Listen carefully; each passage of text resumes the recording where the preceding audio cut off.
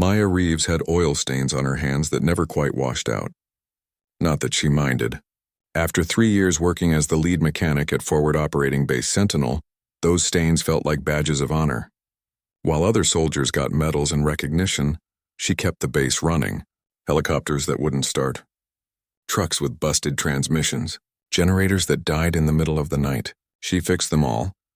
Most people at the base knew her as the quiet woman who could diagnose an engine problem just by listening to it run. They'd see her crawling under vehicles in the blazing heat, wrench in hand, solving problems that stumped everyone else.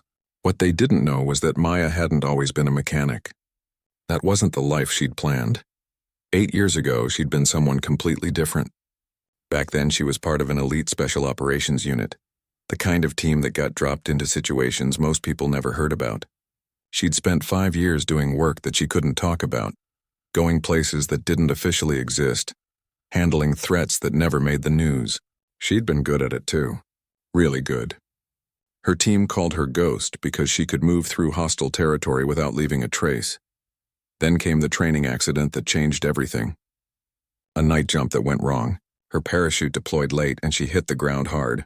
Her left leg shattered in 3 places. The surgeons put her back together with pins and plates, told her she was lucky to walk again.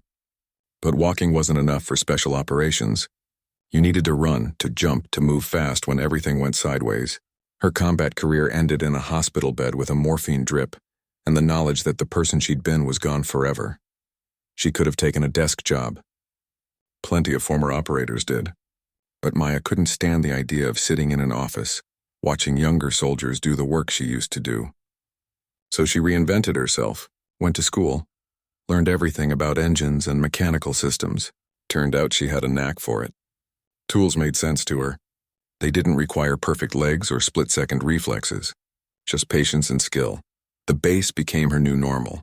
Wake up at 5, check the maintenance logs, spend the day elbow-deep in machinery. Video call with her daughter before bed, repeat. It was simple, predictable, and safe. Everything her old life hadn't been. Her daughter Sophie was the reason she'd chosen this path. 7 years old now, living with Maya's sister back in Virginia. The divorce had been rough, but her ex-husband had made it clear he couldn't handle being married to someone who disappeared on classified missions for months at a time. When Maya got injured, he'd already moved on. At least he was decent about the custody arrangement. Sophie needed stability, and Maya's sister could provide that better than a mom who was deployed overseas most of the year. Still, Maya called Sophie every single week without fail. Those video calls were the highlight of her existence. Sophie would tell her about school, about her friends, about the stray cat that kept showing up in their backyard, and lately she'd been talking nonstop about her upcoming piano recital. The kid had been taking lessons for almost a year now, and apparently she'd gotten pretty good. Her teacher had selected her to perform a solo piece at the spring recital in 2 weeks, some complicated classical thing that Sophie had been practicing every single day. Even over the grainy video connection, Maya could hear the pride in her daughter's voice. Maya had already put in for leave. The paperwork was approved, the plane tickets were bought. She'd even picked out a new dress to wear because Sophie had specifically asked her to look nice. The other mechanics gave her endless grief about it. Big tough Maya, going soft over a kid's piano recital. She took the teasing with a grin. Let them think whatever they wanted. She hadn't missed a major event in Sophie's life yet, and she wasn't about to start now. The day everything changed started like any other. Maya was working on a transport truck that kept stalling out when the temperature dropped. She'd traced the problem to a faulty fuel line sensor, and was halfway through replacing it when her radio crackled to life. All senior personnel report to the command building immediately. That wasn't normal. Emergency briefings meant something had gone wrong somewhere. Maya wiped her hands on a rag, told the junior mechanic to finish the job, and headed across the base. The desert sun beat down hard, making the walk feel longer than it was. The briefing room was packed when she arrived. Officers, senior enlisted, even some of the intelligence analysts who usually stayed locked in their secure facility. The tension in the room was thick enough to cut. Maya found a spot along the back wall and waited. Colonel Davies got straight to the point. A Navy SEAL team had been captured during a classified operation about 200 miles north of their position. 6 men total, all experienced operators. Intelligence suggested they were being held at a compound that was officially listed as a cultural center. the kind of place that hosted art exhibits and concerts. But intelligence had confirmed it was actually a front for arms dealers operating in the region. The situation got worse. In 72 hours, the compound was hosting a public piano recital as cover for a major weapons deal. High-level buyers from 3 different organizations would be in attendance. And intelligence suggested the captured SEALs would be executed immediately after the event concluded. The arms dealers wanted to send a message. Command needed options, and they needed them fast. A standard rescue operation wasn't feasible. Too many civilians, too many unknowns, not enough time to plan properly. They needed someone who could get inside without raising suspicion. Someone with specific skills. Someone nobody would expect. Maya felt her stomach tighten as Colonel Davies described what they needed. An operator who could blend into a formal civilian event, who could navigate a complex building under pressure, who could handle close-quarter situations if things went wrong. Someone with patience, precision, and the ability to make hard choices.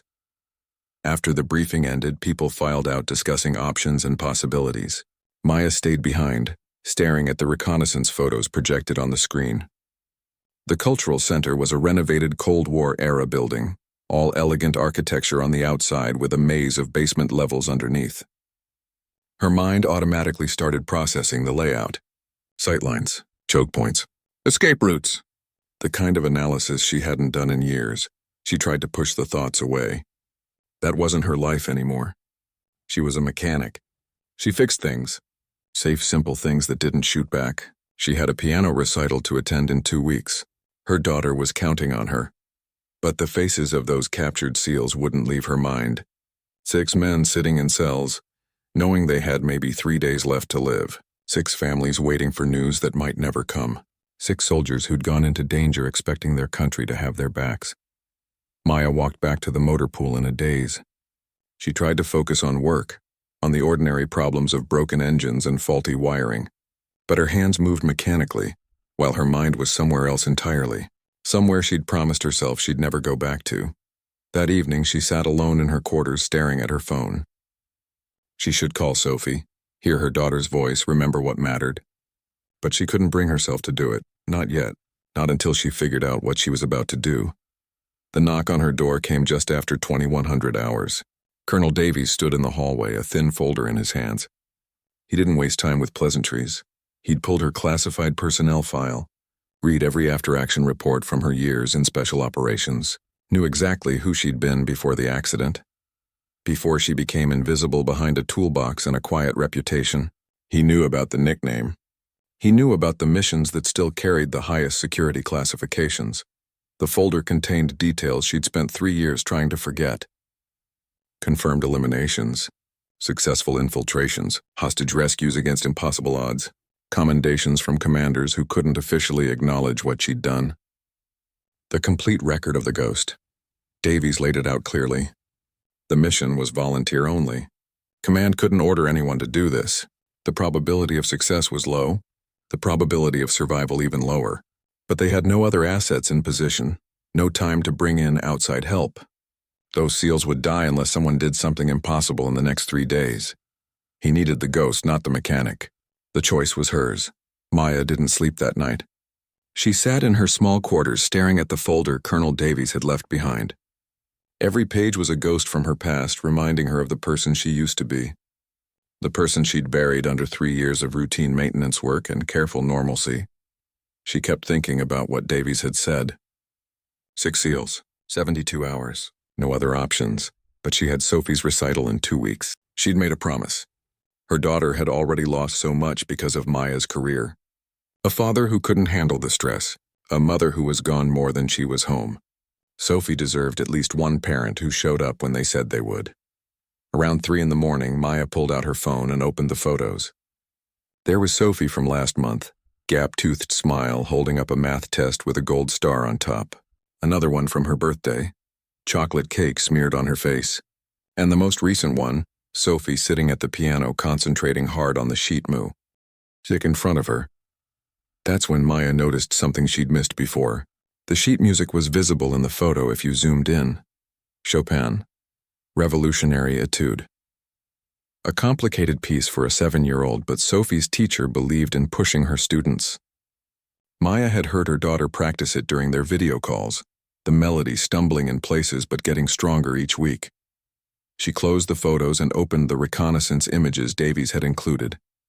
The Cultural Center's public schedule was there. The piano recital would feature 7 different performers playing classical pieces. She scanned down the program. Piece number 7 was listed as Chopin's Revolutionary Etude. Same piece Sophie was learning. What were the odds? Maya felt something twist in her chest. The universe had a sick sense of humor sometimes. By the time the sun came up, she still hadn't made a decision. She went through her normal routine on autopilot: shower, uniform, morning briefing with the maintenance crew. But her mind was miles away, running calculations she hadn't made in years. The Cultural Center had 60 confirmed hostiles, according to the latest intelligence. Armed, trained, and paranoid after capturing a SEAL team. The basement levels where the prisoners were being held dated back to the Cold War, built like bunkers with limited access points. A conventional rescue would turn into a bloodbath. Even if an assault team could fight their way in, the hostiles would execute the prisoners the moment they knew rescue was coming. But one person might slip through unnoticed. Someone who looked like they belonged at a classical music performance, someone who could move quietly, eliminate threats without raising alarms, and disappear before anyone realized what was happening. The kind of person Maya used to be. Her legs started aching around mid-morning. It always did when she thought about the old days.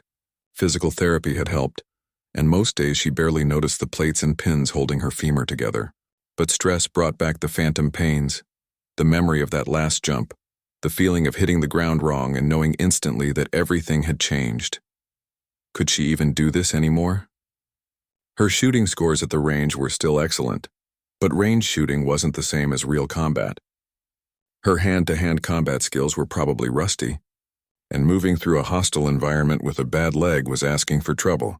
One wrong step, one moment of weakness, and she'd be dead. Or worse, captured, giving the enemy 7 prisoners instead of 6. Lunchtime came and went. Maya forced herself to eat something from the mess hall, but the food tasted like cardboard. She kept seeing those SEAL team photos from the briefing. Young faces, most of them. Guys who probably had families waiting back home. Parents who'd raised them to be heroes. Maybe wives or girlfriends who checked their phones obsessively waiting for messages that wouldn't come. That afternoon, Maya found herself walking toward the command building instead of back to the motor pool. She didn't consciously decide to go there. Her feet just carried her in that direction while her mind argued with itself. Davies was in his office reviewing mission reports when she knocked. He looked up unsurprised and waved her in. He'd probably been expecting this. Maybe he knew her better than she knew herself. They talked for over an hour. Not about the mission at first, but about everything around it.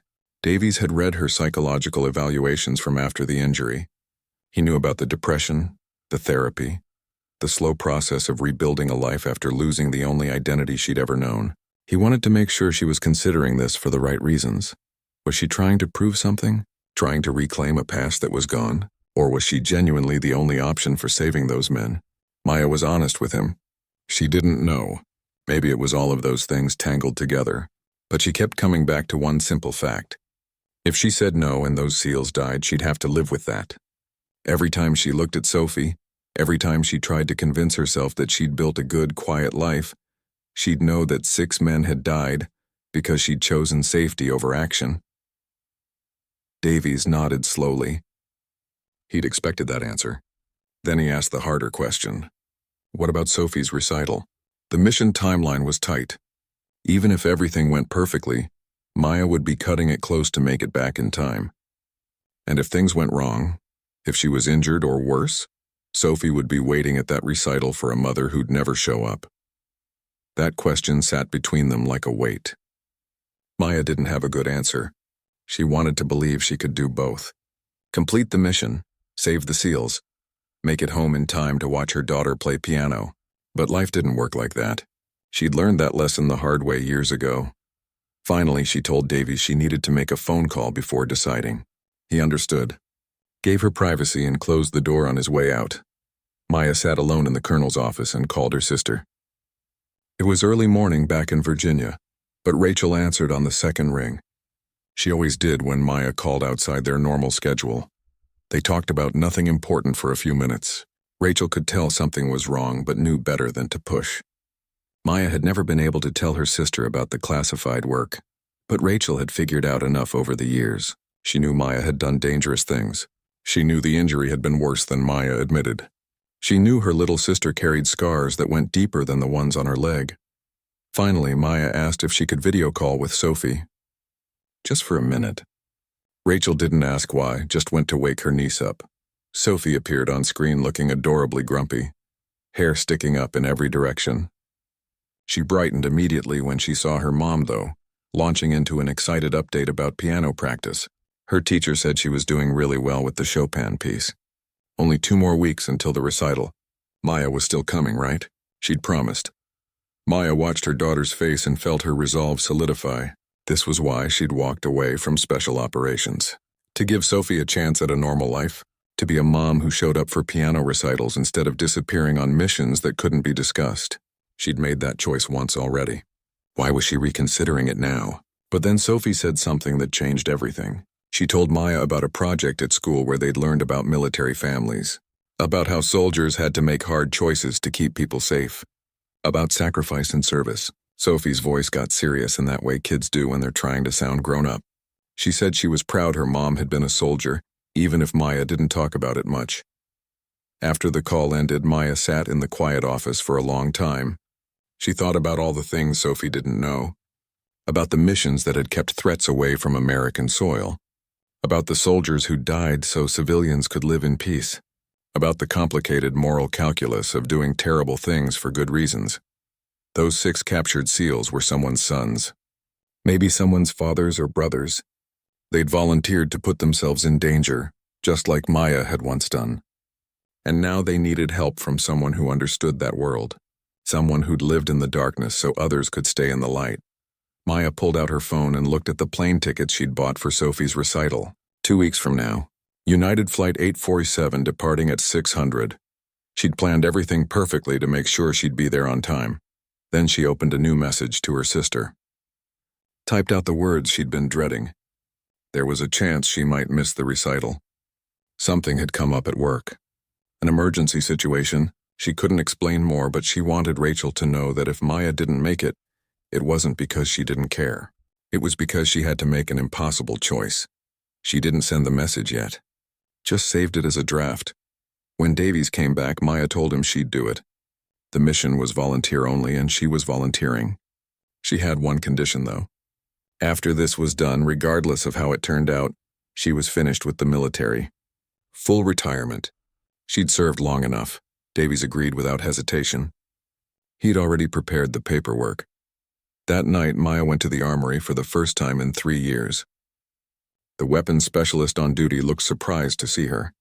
Mechanics didn't usually need firearms, but her clearance was still in the system from her old life, so he opened the restricted section without questions. Maya selected her equipment with the precision of someone who'd done this hundreds of times. A compact pistol with suppressor, spare magazines, a tactical knife. Nothing fancy, nothing that would draw attention. Tools for someone who needed to move quietly and handle problems efficiently. She spent hours at the shooting range after it closed, requalifying on weapons she'd once known better than her own name. Her hands remembered what her mind had tried to forget. The grip, the trigger pull, the breath control. By the end of the session, her groupings were tight enough to satisfy her. Not perfect, but good enough for what was coming. Walking back to her quarters, Maya felt the weight of what she'd agreed to settling over her shoulders. In 60 hours, she'd walk into a building full of armed criminals and try to save 6 men who had no idea help was coming. She'd face odds that made survival unlikely. She'd become the ghost one more time. And maybe if she was lucky and skilled and the universe cut her some slack, she'd make it back in time to watch her daughter play Chopin at a piano recital. The same piece that would provide cover for VO, Lens and Death in a place thousands of miles away. Maya lay in bed that night listening to a recording Sophie had sent her. Her daughter practicing the revolutionary etude, stumbling over the fast passages but pushing through with determination. The music was supposed to be about revolution and upheaval, about fighting against impossible odds. Seemed appropriate somehow. Tomorrow, Maya would stop being just the base mechanic.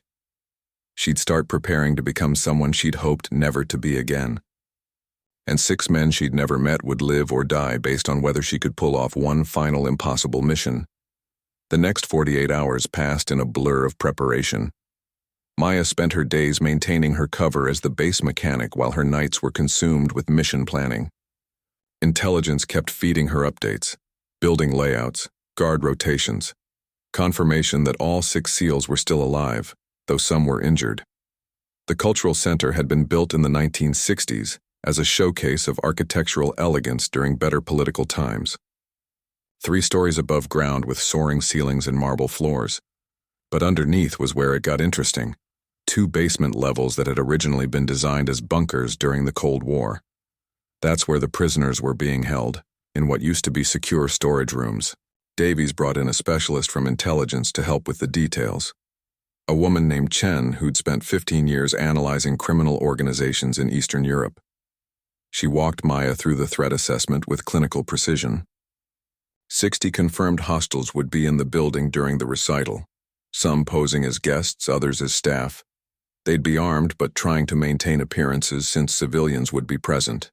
The real firepower would be in the basement levels with the prisoners. The arms dealers wanted their business deal to proceed smoothly, which meant keeping the elegant facade above while conducting uglier business below.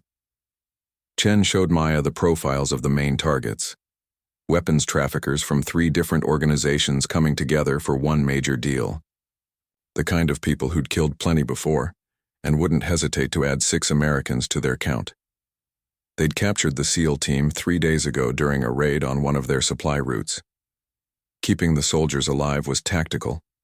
Execute them after the business concluded, and send a message. Don't mess with our operations. Maya studied every detail until she could close her eyes and visualize the entire building. Where the civilians would be seated for the recital, where the guards would be stationed, which corridors led to the basement access points. She memorized faces, names, patterns, information that might mean the difference between success and disaster. The cover identity was simple. She'd be attending as a patron of the arts, part of a small cultural exchange delegation. Her background would check out if anyone looked. The intelligence team had created documentation going back years. A woman with enough money to move in those circles, but not important enough to draw attention. The violin case she'd carry would contain a broken-down weapon and spare equipment. Metal detectors at the entrance would be a problem, but Chen had a solution. One of their local assets worked security at the venue. He'd make sure Maya went through a specific checkpoint where the scanner would mysteriously malfunction. Small things like that could make or break an operation. 3 days before the mission, Maya video called Sophie. Her daughter was buzzing with excitement about the recital. She'd practiced so much that she had the whole piece memorized now. Didn't even need the sheet music anymore. Maya listened to her daughter's pride and enthusiasm while her own stomach twisted with guilt. After Sophie went back to practicing, Rachel came back on screen. She gave Maya a long, knowing look, the kind only a sister could give. She asked the question Maya had been dreading. Was Maya going to make it to the recital? Because if there was even a chance she wouldn't, they needed to prepare Sophie now rather than disappoint her later. Maya wanted to promise everything would be fine. Instead, she was honest. She was going to try her hardest to be there. But something important had come up at work, and she might not make it. If that happened, could Rachel record the whole performance? Maya would watch it as soon as she could. Rachel didn't ask for details. She just nodded and said she'd handle it. Then she added something that stuck with Maya. She said their father would be proud. He'd been a Marine who'd died when Maya was 15. He'd understood about duty and hard choices. About doing what needed to be done even when it cost you something. The day before the mission, Maya went through her normal routine at the base one last time. She finished up some repairs on a generator, signed off on maintenance reports, joked with the other mechanics about her upcoming leave. Nobody suspected that she might not be coming back. That evening, she sat down and wrote letters. One to Sophie, sealed in an envelope with instructions to deliver it only if Maya didn't return. One to her sister, thanking her for taking care of Sophie when Maya couldn't. One to Davies, detailing some technical details about the motor pool that the next mechanic would need to know. just in case. She looked at those sealed envelopes for a long time before tucking them into her desk drawer. The helicopter dropped her 15 miles from the target at 0400. She spent the next 8 hours moving into position, using skills that came back like muscle memory, staying out of sight, reading the terrain, becoming invisible in plain sight. By early afternoon, she'd reached the safe house where her gear was waiting. The burgundy evening gown hung in the closet like it belonged to someone else entirely. Maya showered, washing away the dust and sweat, then carefully applied makeup she rarely wore, transformed herself from the operator who'd spent the morning sneaking through hostile territory into someone who looked ready for a night at the symphony. The violin case felt heavier than it should, maybe because she knew what was inside, tools for a very different kind of performance. The car arrived at exactly 1800 hours, an expensive sedan with a driver who didn't ask questions. Maya slid into the back seat and watched the countryside pass by. In 90 minutes, she'd be walking into a building with 60 armed hostiles. The logical part of her brain screamed that this was insane. The trained part stayed calm and focused. The cultural center glittered in the evening light when they arrived. Beautiful architecture, elegant guests ascending the front steps in expensive clothes. Classical music drifted from the open doors. It looked exactly like what it was supposed to be. A civilized gathering for people who appreciated art. Maya joined the flow of guests, her credentials checked by security at the entrance. The scanner beeped when she walked through with the violin case, but the security guard waved her on with barely a glance. Chen's asset doing his job. Small things. Inside, the main hall took her breath away, despite everything. Crystal chandeliers. Polished marble. A grand piano positioned on a raised stage at the front. Rows of chairs arranged for the audience. If Maya hadn't known better, she'd never suspect the darkness hiding beneath all this beauty. She found her seat in the third row. Always the third row in any room when possible. Not so close that you drew attention, not so far back that you couldn't see exits clearly. Old habits. The program listed 7 performances, just like intelligence had said. Maya traced her finger down the list. Piece number 7 was Chopin's Revolutionary Etude, the same piece Sophie had been practicing for weeks. The piece that would provide exactly 4 minutes and 12 seconds of thundering piano music. Enough time for a lot to happen if you knew what you were doing. People filled the seats around her, wealthy patrons chatting about art and culture, arms dealers disguised as businessmen, criminal enforcers pretending to be security staff. Maya could spot the threats scattered throughout the room, the way they held themselves, how their eyes constantly scanned. These weren't people here for the music. The first performance began.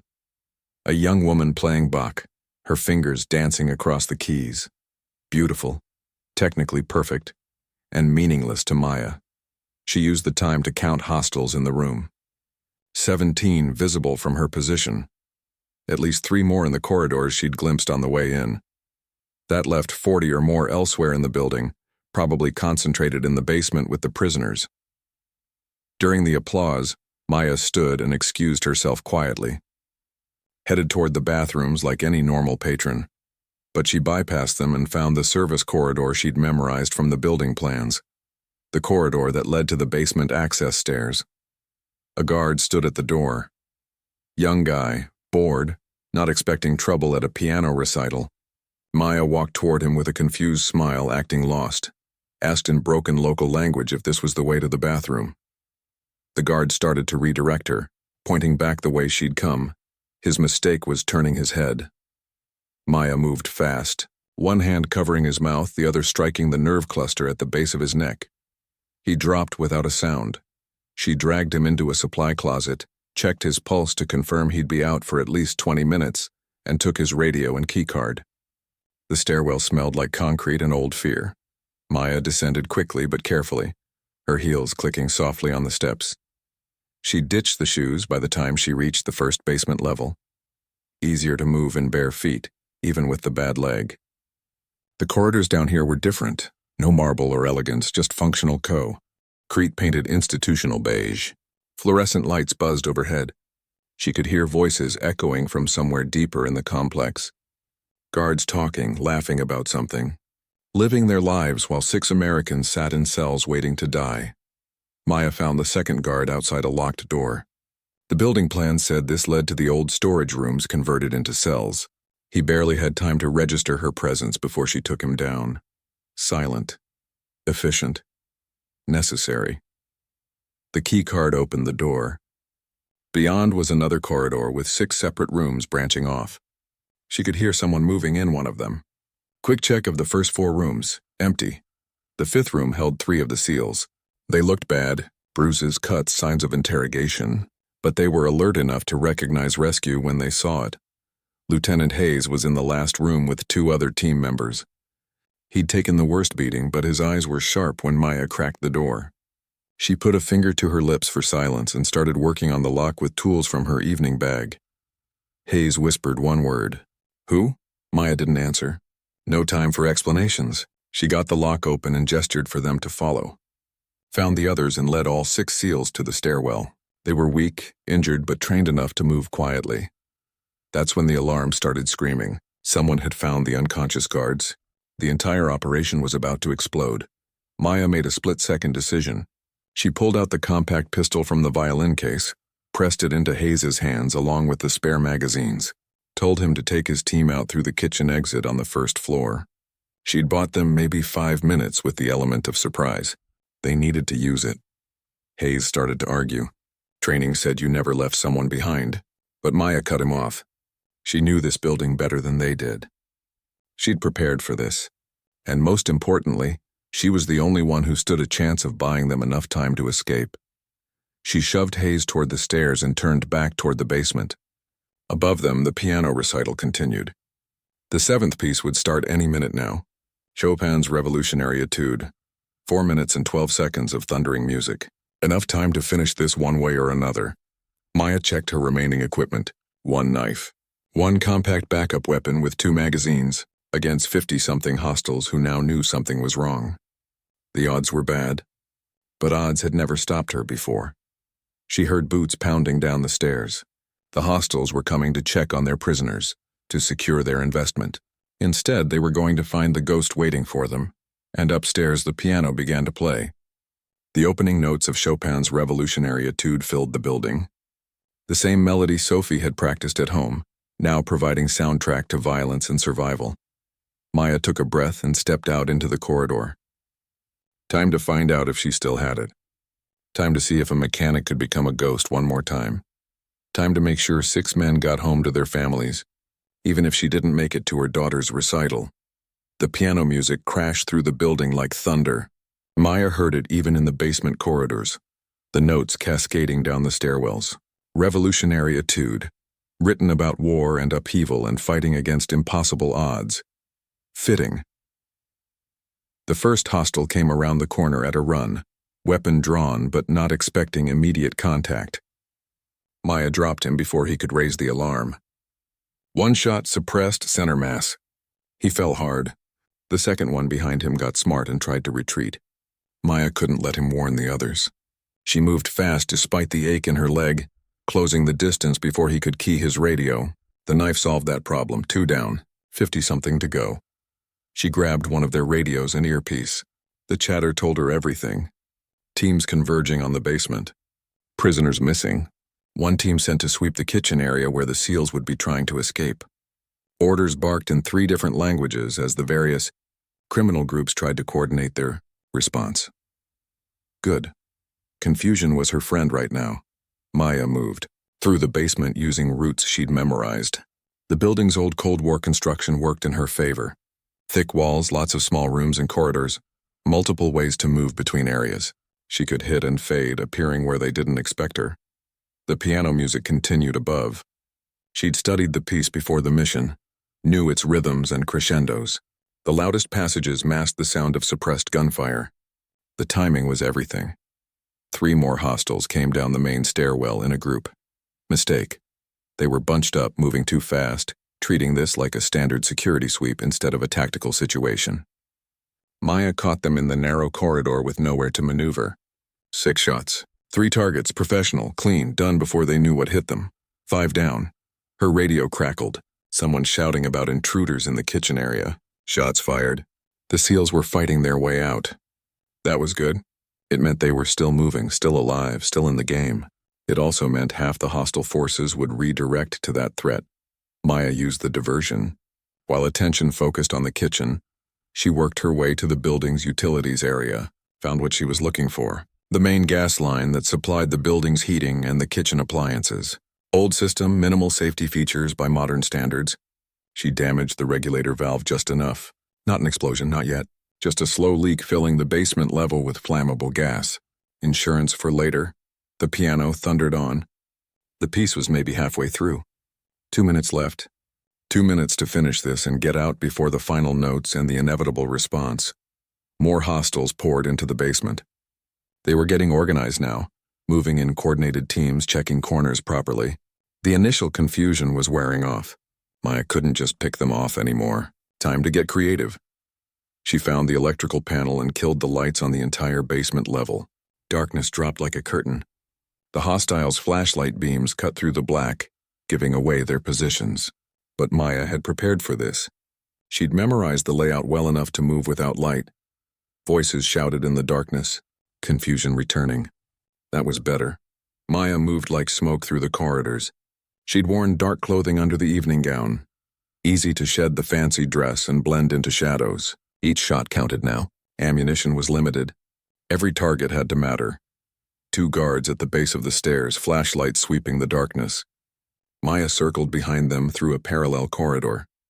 Came up from their blind side. Knife work, quiet. They never knew she was there until it was too late. 7 down. 8 down. The radio chatter was getting frantic. Someone realized they were getting picked apart. A voice that sounded like leadership ordered everyone to fall back to the main hall above. Regroup, secure the civilians, figure out what they were dealing with. That was exactly what Maya wanted. She followed them up, staying in the shadows of the service corridors.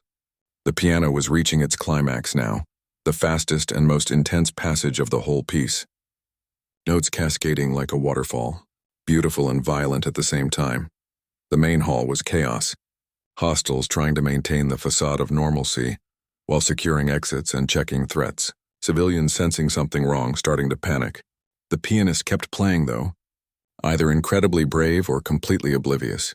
Maybe both. Maya spotted her opportunity. The grand chandelier hanging over the center of the hall. Massive crystal thing that probably weighed 2 tons. She'd clocked the support cables earlier.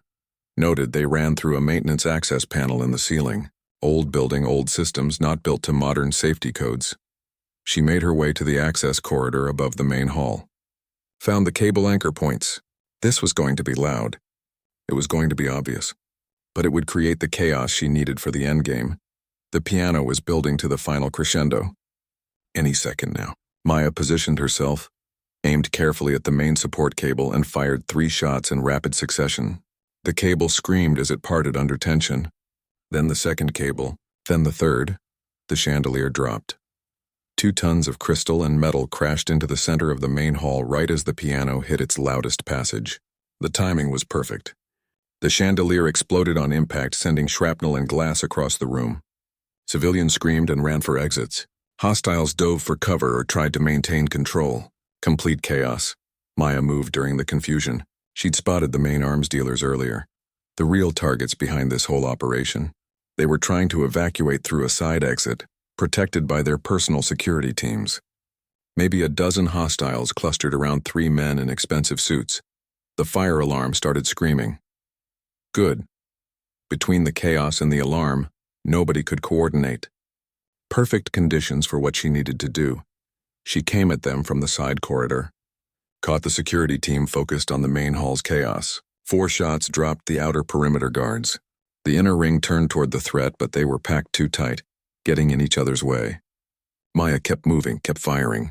Target to target, smooth, professional, like riding a bike. The arms dealers tried to run. 2 made it a few steps before Maya stopped them. The third scrambled for a weapon one of his guards had dropped. He almost made it. Almost. Maya put him down as he raised the pistol toward her. The piano finally went silent. The piece was over. 4 minutes and 12 seconds had elapsed. Maya had maybe 30 seconds before the remaining hostiles figured out where she was and converged on her position. Time to leave, except her leg finally betrayed her. The old injury picked the worst possible moment to give out. She'd been running on adrenaline and determination, ignoring the growing pain. But bodies have limits. Hers reached it right as she tried to sprint for the exit. She stumbled, went down hard on the marble floor. Her weapon skittered away.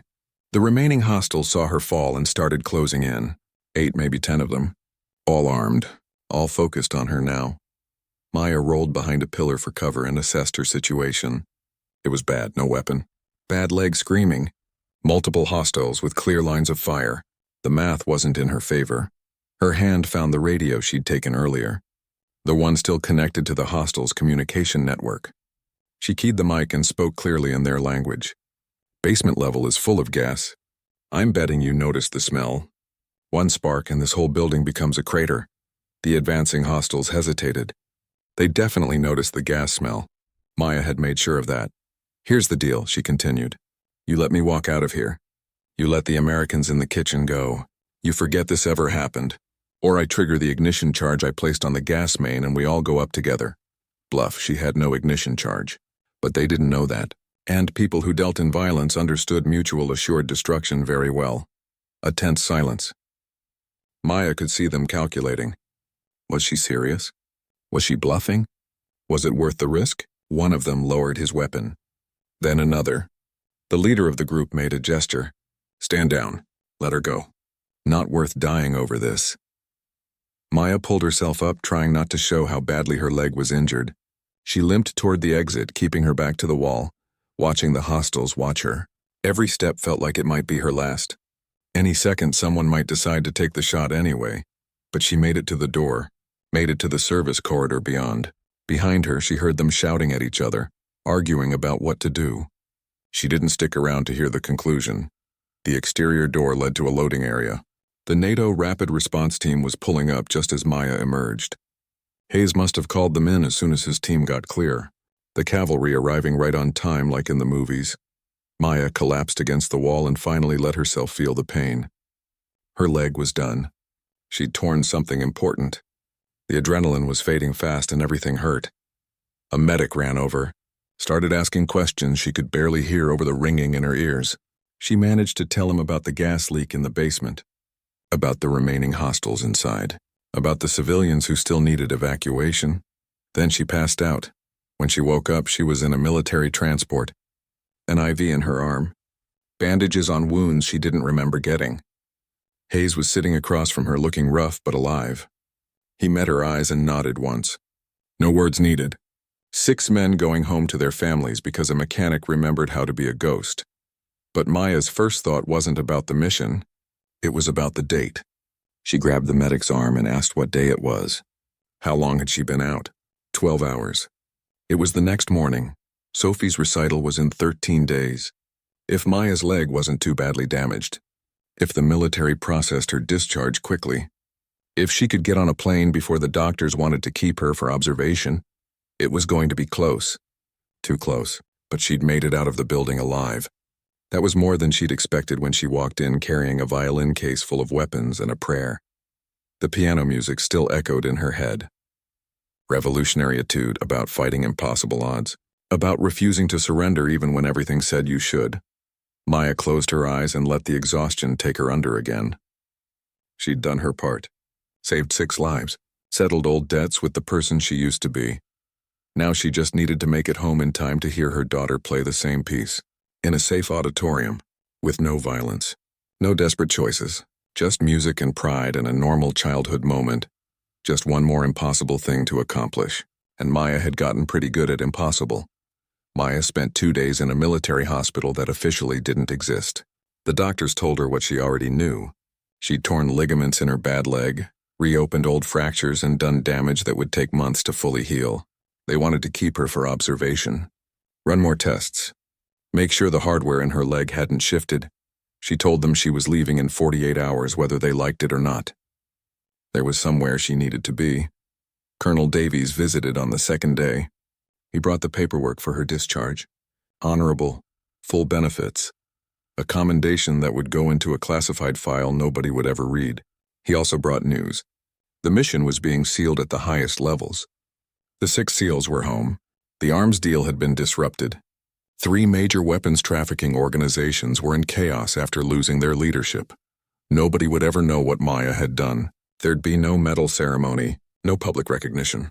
Just a quiet exit from military service and a return to civilian life. That suited her fine. She'd never done it for recognition anyway. Davies asked if she had any regrets. Maya thought about that. About the men she'd killed in that building. About the line she'd crossed again after 3 years of convincing herself she'd left that life behind. About the choice between safety and action, between her daughter's disappointment and 6 families getting their soldiers back. No regrets, she told him. Just a strong desire to never have to make a choice like that again. The discharge paperwork went through faster than she'd expected. Apparently saving a SEAL team earned you some efficiency from the bureaucracy. Within 36 hours, Maya was officially a civilian for the first time in 15 years. She had 11 days until the recital. Plenty of time under normal circumstances. But flying with a freshly injured leg on heavy pain medication across multiple time zones wasn't normal circumstances. The doctors cleared her for travel against their better judgment. She could tell they thought she was being foolish, pushing herself for some civilian event that could easily be rescheduled. They didn't understand. Couldn't understand. This wasn't about a piano recital. It was about promises kept and priorities straight. About being the kind of mother who showed up, who put her kid first, who didn't let the darkness of her past bleed into her daughter's present. The flight from Eastern Europe to Virginia was brutal. 23 hours with connections. Her leg throbbing despite the medication, every movement sending sharp pains through her body. Maya spent the time in a haze, drifting between sleep and something like consciousness. She kept having the same dream. The piano music from the Cultural Center mixed with Sophie's practice recordings. The 2 versions of Chopin's Revolutionary Etude blending together until she couldn't tell which was which. Violence and innocence sharing the same melody. Past and present colliding in cascading notes. She landed at Dulles with 8 days to spare.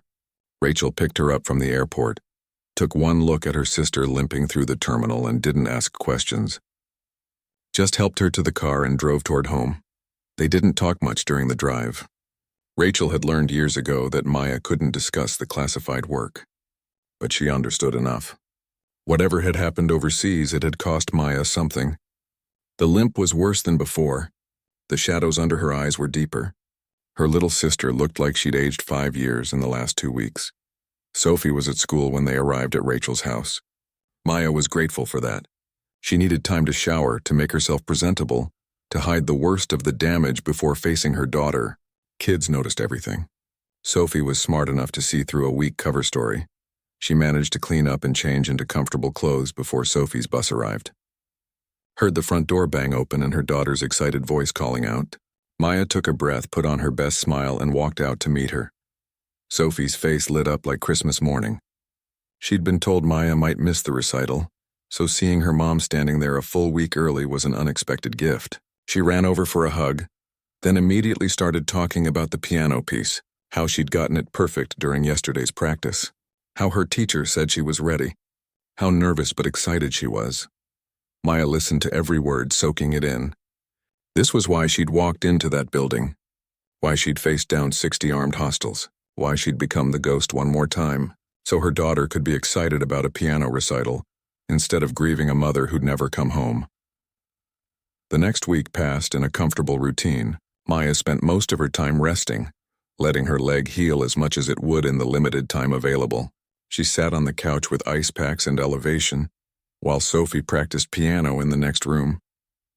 The same piece over and over. Revolutionary Etude, each time a little different, sometimes better, sometimes with mistakes, but always with her daughter's personality shining through. Rachel didn't push for details about what had happened, but one night after Sophie went to bed, she asked the question that mattered. Was Maya okay? Really okay? Because coming home injured was one thing. Coming home changed was something else. Maya thought about how to answer that. The truth was complicated. She'd survived the mission, accomplished the objective, saved 6 lives, but it had